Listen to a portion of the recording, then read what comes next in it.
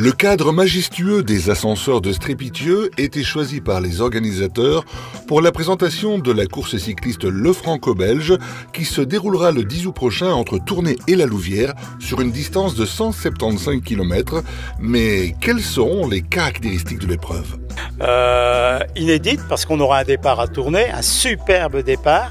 L'arrivée à La Louvière, donc c'était convenu depuis pas mal d'années que pour une fois on aurait arrivé une fois à La Louvière, donc et le départ à Tournai, c'est un accord entre les deux bourgmestres et l'organisateur.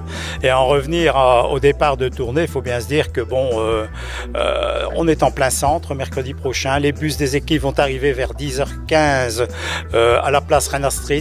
Toute la place sera accessible au tout public, c'est gratuit, j'insiste, c'est gratuit le vélo chez nous.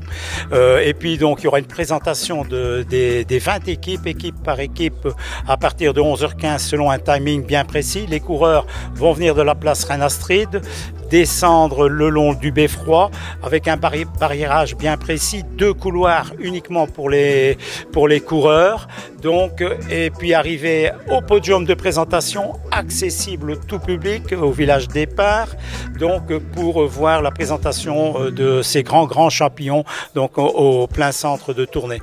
Alors au niveau de La Louvière, là le circuit est inédit. Il n'est pas facile, on a une côte de 22% que les coureurs vont monter 5 fois, la magnifique côte ici le long des ascenseurs. Ça sera des images magnifiques au niveau de la télévision, aux transmissions en direct RTBF, Eurosport, Sportza, Télécentre également. Et puis c'est de la pub pour ces ascenseurs de Strépy-Bacgny où nous sommes aujourd'hui. Beaucoup de gens n'avaient pas encore vu donc ces magnifiques installations et ça sera une très bonne publicité pour la ville de La Louvière. Le circuit franco-belge 2022 s'élancera de Tournai à 13h pour se diriger vers Acny et les monts de Frasnes où les coureurs escaladeront au passage le Bourliquet et le Bossit avant de se diriger vers Lessines, Guilanguien et Soigny, puis direction La Louvière où les difficultés spectaculaires des circuits locaux éprouveront les concurrents.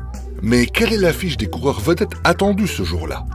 C'est un plateau, je ne vais pas dire de fin de saison, la date n'était pas très bonne, mais imposée par l'UCI. Mais j'ai quand même 14 équipes qui étaient au dernier Tour de France. Bon, on aura un beau vainqueur, c'est certain, un costaud. On a Greg Van Avermaet avec la toute grosse équipe au départ. Les Lotto avec Dely, Bernal avec Wanty, Cofidis qui a mis une très belle équipe également. Et puis alors Israël, donc comme je l'ai dit, on a eu les noms hier. On a un certain Nizzolo qui est au départ et il ne viendra certainement pas pour faire de la figuration. Un rendez-vous sportif à ne pas manquer le 10 août prochain, la 81e édition du circuit franco-belge.